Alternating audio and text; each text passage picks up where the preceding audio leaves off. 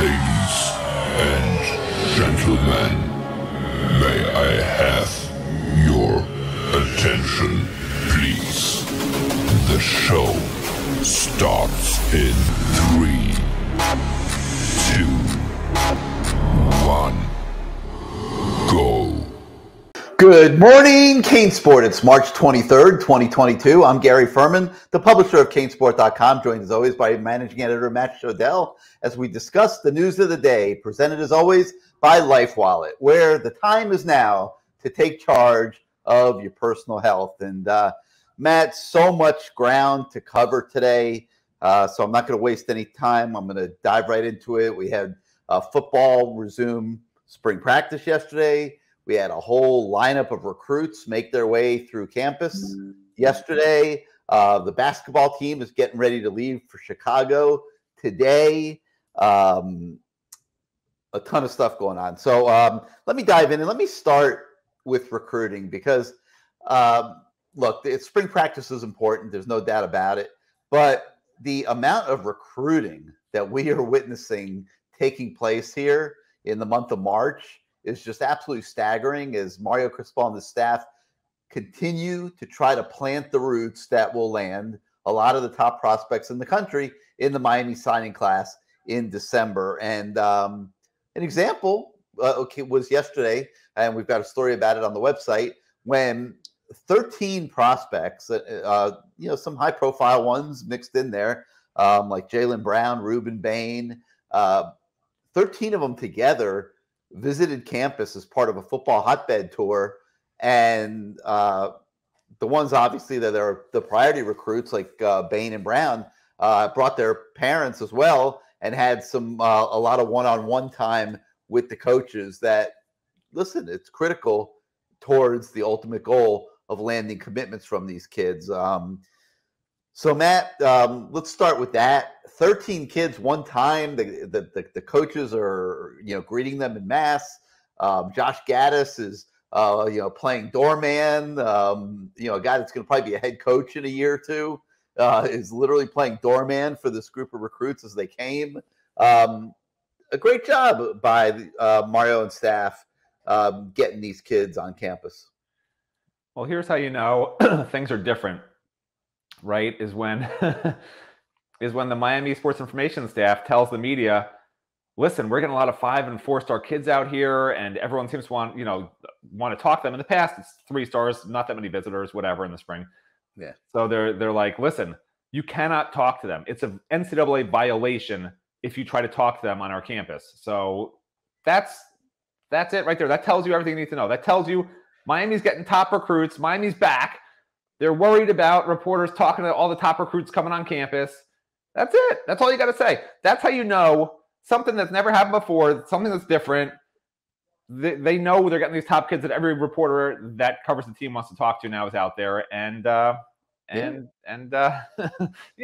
had 15 plus of them on campus just yesterday. And it's only, the list is going to keep on growing and growing and growing. They're offering every, I was talking to a 7-on-7 coach yesterday. And he's like, how's it going? And I'm like, well, it's going great, but it's really hard to cover recruiting now because Mario Cristobal has offered like every 5- and 4-star across the country. And how do you cover that as 1 or 2 people, which we do? It's just, that's why you mentioned we're going to add staff this summer. We have to. You can't cover Mario Cristobal's recruiting and the teams that Miami has with the 2 of us and Jim Martz as our editor. You just need more people. You just need more manpower. And even the rest of our team of freelancers and stuff, there's just too much to do. So, we're definitely it's going to be a big summer for CaneSport. Stay tuned. A lot going to be going on, a lot of really good stuff. We're very excited. All right, so, Bain and Brown in today. Let's talk a little bit about, actually, let me mention the fact that we have a story on the website about 5-star athlete Samuel Mbemba from IMG Academy. He's going to be visiting Miami this weekend. He's not going to be. He might. This is one of those stories. These kids never know what they're going to do. He says he might. Well, he said he's going to. So until he says he's not going to, he said he might. He said he might. Don't be negative until he says I am not. Yeah. By the way, he was just here a couple of weeks ago. By the way, but it's nice. But he said he's coming again this weekend. Right? So can't ever get him back enough. So why would I sit here and doubt him? I mean, if he says I am not coming, then I will adjust what I say about him. But did you read the network story? Yeah, he said he's coming. He's coming to Miami this weekend. He said, here's the quote: "I may go on a visit this weekend, but it's not set." That's what he says. He says he'll probably visit Miami. That's what he says. I will probably visit Miami. Yeah, correct. That's not like he's coming. Listen, when a kid tells me he said I'm taking that to be that he's coming. You want to be a negative Nancy like always. I'm just reporting the fact. You always listen. Well, my facts right now say that this kid is probably coming to Miami this weekend. If he tells us that he's not, or he tells somebody else he's not coming to Miami this weekend, okay, you just changed it from he is coming to you just changed it from he is, and he's not coming. Do you not understand the difference between he is coming to he's probably coming? You don't see the difference there? I'm just trying to keep it real. When a kid says I am probably going to Miami this weekend, to me that's 80%. He's coming. When my kid tells me I'm probably going to go to the library and study for this test, it means he's not going to the library to study for the test. So you could take it however you want. All right. Let me rephrase what I said. 5-star athlete Samuel Mpemba from IMG Academy is probably going to visit Miami this weekend. And it will be a continuation of top prospects that will probably be visiting Miami in the next few days too, because every day there's probably going to be more and more and more visiting, because that's just how this coaching staff rolls. They are recruiting from morning till night. They have time carved out in the days where they all make phone calls. It's very structured. It's very organized. And I think they're seeing the results of it, because they're getting a lot of kids visiting, and we literally need a scorecard every day trying to keep up and figure out with who's coming to practice. Okay, who's probably coming to practice for Matt Shodell's benefit. So we'll leave it at that for now. So we've got a story about that on the website as well. The story that we have today that I'm really fired up about is about 4-star quarterback Jaden Rashada from Pittsburgh, California. He's going to visit Miami. But I think it goes beyond this. I think Rashada is Miami's top priority at the quarterback position this year. And I did a deep dive into his film in the last day, Matt, and man, I am impressed. He's tall, he's athletic, has a hell of an arm. I think this kid is going to be a great college quarterback. And I think Miami's got a great shot here, even though he's coming from all the way on the West Coast. I think they're doing a really good job recruiting him, and I'm looking forward to see what his opinion is after his visit. Recruiting is not what it used to be. It used to be who recruits you the hardest, makes the best relationship with you, and then you get on the campus, you love it, and that's where you wind up. And, this kid had planned to commit early. And to me, it's always a red flag when he planned to make an early commitment, and now all of a sudden it's, I got to check everywhere out. In today's day and age, that's almost code for, let me check out some NIL deals. Let's see, let's get a gauge on what's going on around the country. Because I think if push came to shove and he just picked the school based on where he has the best relationship right now, talking to him, it sounds like it's Miami. It's he'll have to get down here, and the school can't set up NIL deals yet. I think that's something that will come with legislation eventually, where the school can actually do this for kids. And then it becomes a bidding war, but it really is a bidding war anyway right now, especially with quarterbacks. You see these quarterbacks making getting promised, I think, a lot of money to go places. There's one kid with over a few, what was it, a $4 million offer from somewhere that's a recruit. It can't be reported because technically it's not legal until the kids in college. High school Nico, the quarterback going to Tennessee, I think got $8 million. Yeah, but you can't, again, I don't think it's legal for a high school kid to get an NIL deal. So these are under the table promises. It's not illegal to make an under the table promise. You just can't sign the kid, or all you can do is say to the kid, hey, if you come here, an athlete, right? You can tell a kid verbally, hey, if you come here, we'll do this for you, but they can't sign it. But if you're renege on it, he's going to transfer. So right. So so my guess is somebody whose name maybe rhymes with what's the Life Wallet guy's name again? John Ruiz. Somebody whose names rhymes with Juan Juliz makes him a big time offer, and bam. I don't know that John Ruiz is involved with those kids at this point. No, I don't think he is. But they need somebody like that. That's my point.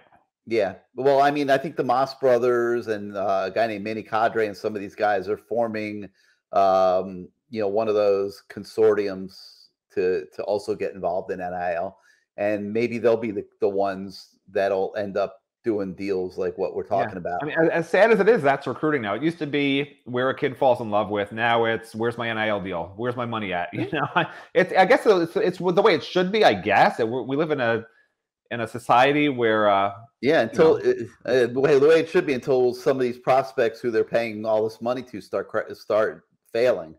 Because some will fail. Like they're not all going to be superstars in college, and I think throwing millions of dollars at a kid coming out of high school is insane because he hasn't proven anything yet. He hasn't proven he can handle a college offense. He can, handle being a college student. Like there's a lot of variables that you got to prove first. And, they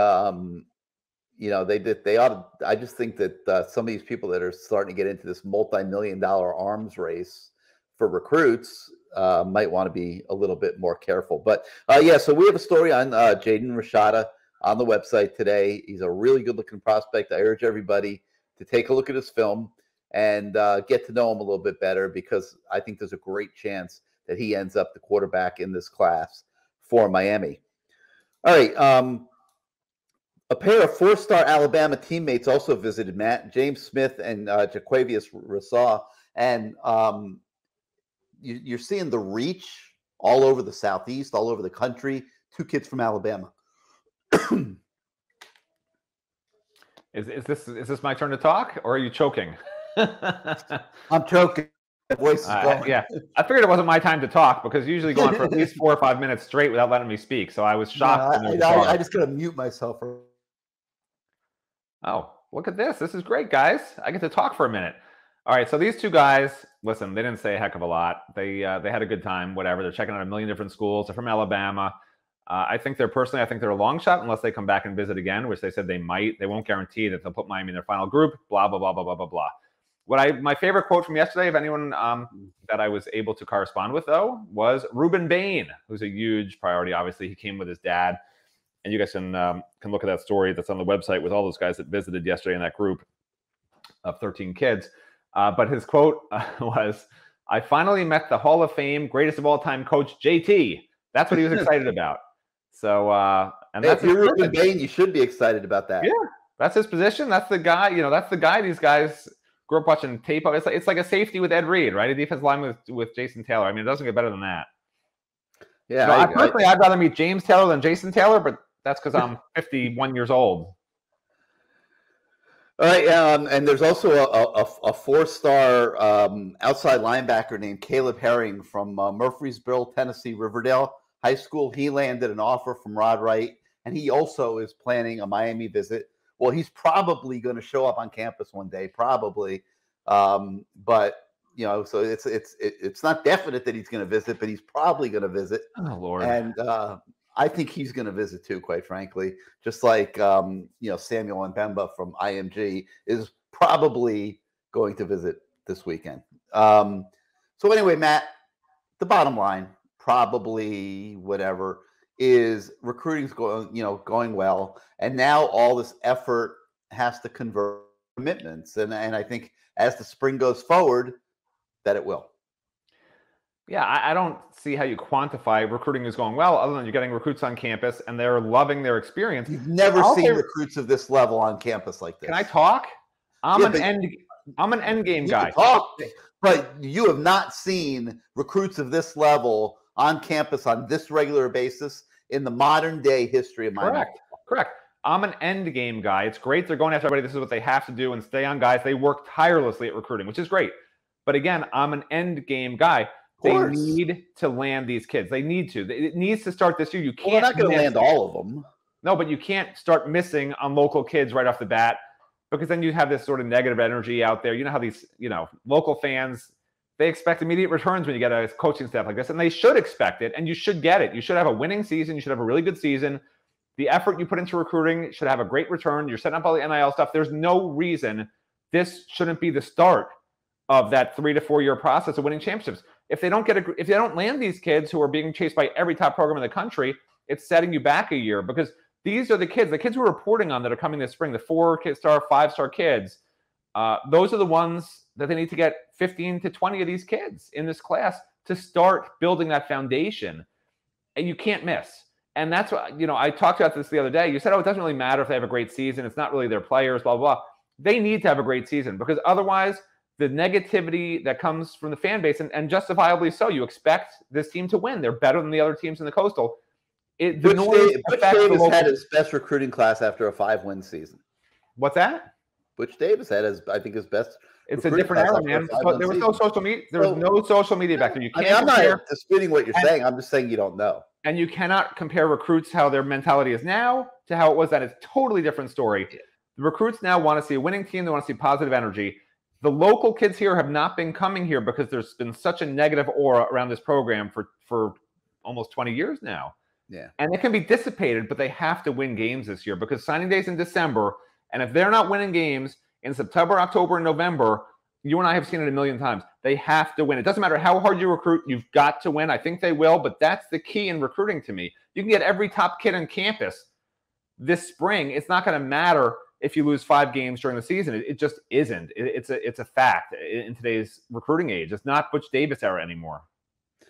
I don't disagree with you. I think it's obviously very important. I think that they will do well locally, and I think that commitments will start coming here later in the spring. I really do, and working very hard. But the thing that I'm mostly referring to is just the reach that they're creating. Going no, they're doing it the right. They are doing it the right way, 150%. So much better than it ever has been in the last forever. I mean, they're going after everybody and they're staying on everybody. That was my big issue in the past. They would offer a kid, the kid would never hear from them for a month or two.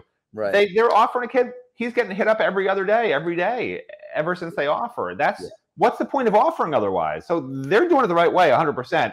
My point is, I just want to see the results, man. I'm a results-oriented guy. I don't disagree. It's all about the results. If you don't get the results, all this effort is wasted. No doubt about it. All right, we're going to turn to football next, Matt, because I was fired up about some of the things I saw on the practice field yesterday. I think we should talk about it.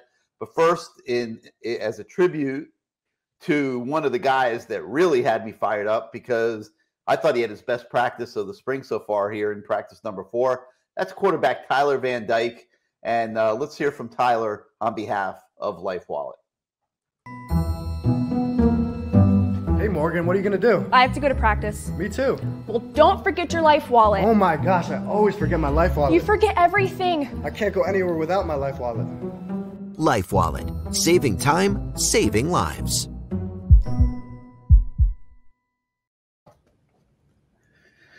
Does Tyler look to you in that commercial like he's not having fun? What? Somebody tried to tell me today. I'm not going to criticize anybody's. I'm not going to criticize a college kid's acting skills. No, let me tell you why I'm asking you this question. So Armageddon. I woke up yesterday morning, I think, and I was looking at Twitter for a couple minutes, and I come across on Tyler Van Dyke's Twitter. He's representing some medical clinic. And they had a picture of him sitting in a chair with like IV needles in him and stuff.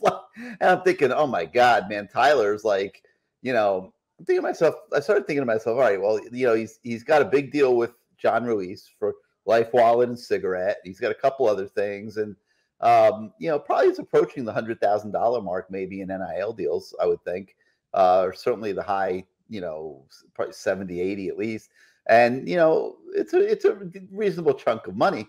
And I'm thinking to myself, if this guy plays this year like everybody thinks he's going to, he's going in the NFL draft next April, and he's going to get a $25-30 million contract. I mean, I'm thinking to myself, like, he might want to dial back some of the NIL stuff.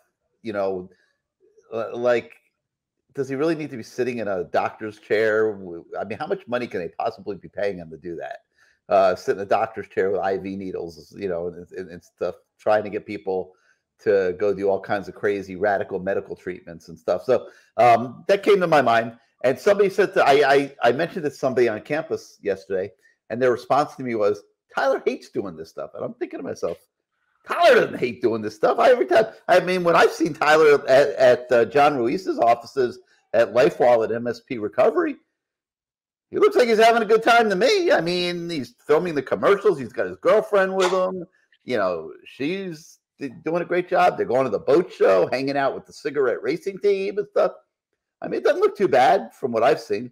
But anyway, yeah, I think that as the year goes forward, if I were advising Tyler Van Dyke, I would tell him to, okay, you've got a nice chunk of money coming in, let it go, because his big thing is he's got to have a great year this year. I mean, he has got to be, if he has a great year, he will be potentially a top 10 NFL pick, and money will never be an object for the rest of his life. So let me get He's not listening to me. He's going to take every $1,000 that he can get, but that's what I would advise him to do. So let me get this straight. I mean, he may have the acting skills of Eli Manning, okay? But you're telling me the Miami quarterback should just not take the money, whereas every other quarterback at every other major I don't club think in he the has to country. take every deal that's thrown at him. No, I don't. Because if he plays well this year, he is going to make a fortune. If I was that throw, let me ask something. Were you watching when he made that throw yesterday in practice to Keyshawn Smith deep down the middle? There wasn't a Keyshawn Smith. I'm pretty sure it was. The one I'm talking about was the Keyshawn Smith. Oh no, I saw the Arroyo throw was great. It was deep down the middle to Keyshawn Smith, and just the most unbelievable throw that you'll ever see. I mean, it was an NFL. I mean, you see it on Sundays a lot, but this was an absolute NFL deep ball. And it must have been about 60 yards in the air, and it was right on the money. He hit Keyshawn in stride. Matt, I thought Tyler Van Dyke, as we transition here to talk a little about spring practice yesterday, I thought Tyler Van Dyke had his best practice of the spring. I had been talking all spring, rattled some people on our message boards about how I didn't see clear separation between him and Jake Garcia. Yesterday, I think we saw clear separation. All right, well, forget that. I got more important things to talk about. So I was at practice before spring break, and Xavier Restrepo, who I'm very friendly with. We covered him a lot in recruiting. Great kid. I love him to death. And then, by the way, fans hate us saying kid. We're so old. Everybody's a kid to us. It's nothing personal. 35-year-olds are kids to us, okay? We can say young men or young gentlemen. I don't know what you want us to say. We just happen to call them kids because that's what we call everybody. That's our generation. I apologize in advance. But Xavier Restrepo is running towards me, makes a catch, just one-on-one drills, not 11-on-11, not 7-on-7, just makes a catch. And, they keep running, and he winds up right in front of me. So I said to him, lucky catch. And he just looks at me, ignores me, and turns back around, which was great because that's what I wanted to see, right? All about business, ignore Matt Shodell. Who the hell's Matt Shodell? Who cares? But then yesterday, he does the same thing, makes a catch, and there's a bunch of little kids because they're inviting these little peewee teams out there. And the little kid, he makes a catch, and the little kids go, ooh! And he looks at them, and he raises his hands, and he laughs, and he's making all these gestures to them. And I just want to know, Xavier, why the love for the little kids and not the guy who, we're friends? I thought we were friends. I guess not. So the highlight for me yesterday, it could have been seeing Rohan Marley. It wasn't that. It could have been having Jason Taylor walk within 2 feet of me, but he was on the phone and ignored me, so it wasn't that.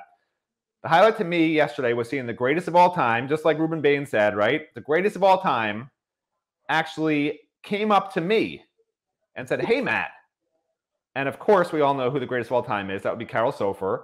Very nice of her. She says she watches me in Good Morning CaneSport. She was nice enough to say I actually look better in person than on the morning show, which I actually agreed with. And we had a very nice conversation. She's a great lady, and we had a nice little talk. And then they forced me to leave the field. I said, but I know Carol Sofer. Why does the media have to leave the field? I'm with Carol Sofer. They said, you got to get off the field, Matt. Media's leaving. So I said, They didn't make Carol leave the field, did they? Carol? They better not. If Carol said to them, I want to play quarterback for a couple of series, they would let her play quarterback for a couple of series. I have no doubt about it. They had a nice young man who was sort of, I guess, I don't know if he was assigned to her, but he looked very nervous. If you get assigned to, listen, whatever Carol Sofer needs, help her, and you're a young man. I forget his name, but I think he's relatively new. He's relatively new in the development office there. And I think he was assigned to keep her company at practice. Listen, he doesn't understand. She's a very nice lady. He was freaked out. Like, I don't want to screw this. He'd be fired. If Carol Sofer said, whatever, if he did something inappropriate or did something he wasn't supposed to do, and Carol Silver said something, the kid's history, he'll never get a job anywhere ever again. So you could see he was totally freaked out. All right, so a lot of coverage of yesterday's practice on the website. We had a ton of video yesterday, so you could find that on the website and on our YouTube channel. We did interviews with several of the coaches. Offensive line coach Alex Mirabal, who was absolutely compelling. He's a great interview, Matt. How can you not already love Alex Mirabal? So eloquent, so detailed. So I encourage everybody to read that story, watch that interview. That was really, really good. We also spoke to tight end coach Stephen Field, running back coach Kevin Smith, and quarterback coach Frank Pons, who I also thought was a pretty interesting interview yesterday. So lots of spring practice coverage. You get some insight into what went on out there, and I hope everybody enjoys that.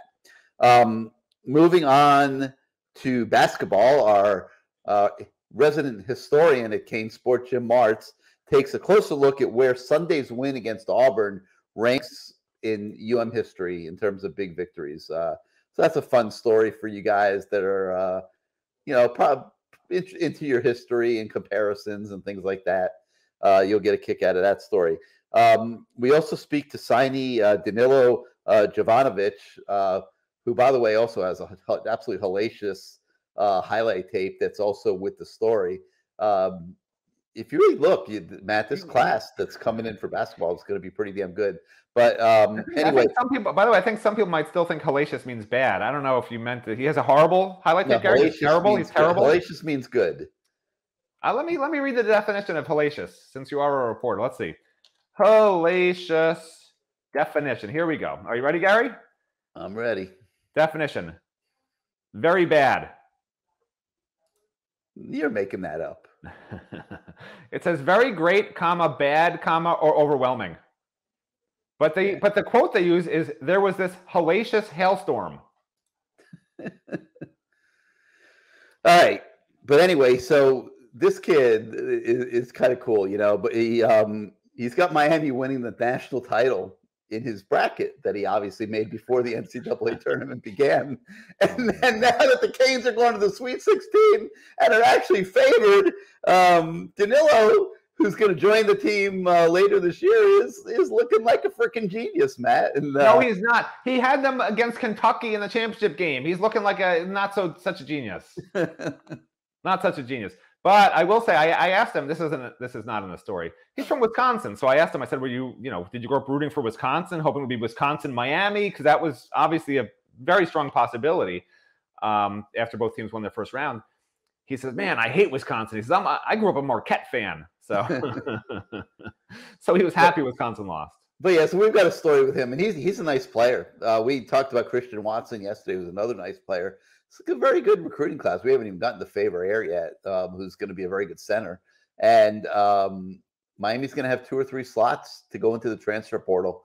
So this could be, they're going to have some street cred when they go into the transfer portal this time around.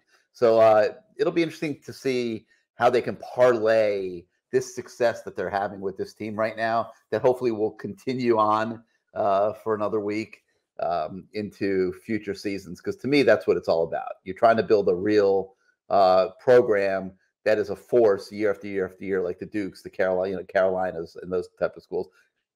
I think Miami can do it. And look, if you take schools like a Gonzaga, okay, St. Mary, if these schools can be basketball powers, why can't Miami? Absolutely can. And I think they're headed in the right direction again, which is good to see. Remember, before the FBI thing hit, they had made 3 straight NCAA tournaments. So the FBI, Gary, is the FBI investigating you? Because this was 4 years ago, man. Let it go. It affected them for a few years. They're back. They're back. Forget the FBI. Them 4 years to recover. FBI's over. I don't want to hear about the FBI anymore. It took them 4 years to recover from. It's over. I mean, it's over. I know. Why don't you talk about the Butch Davis era sanctions by the NCAA? I mean, we're not talking about that anymore. It's done. Let's move on. We're winners now. Or the sanctions that Al Golden inherited. The Nevin Shapiro disaster. The only sanction Al Golden inherited was named Mark D'Onofrio. Well, yeah, that's very true. Totally derailed his head coaching career. He still has never made it back to head coach. Yeah. But I mean, defensive coordinator at Notre Dame is a man. So good move forward for Al. Anyway, so Danilo's a good story to check out.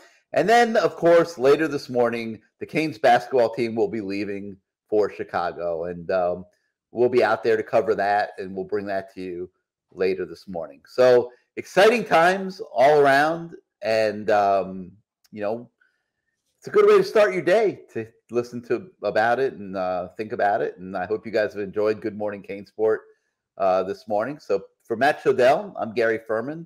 Hopefully we'll see you later today when you come to check out our coverage of the basketball team departure. And for now, we'll say have a great day and goodbye, everybody.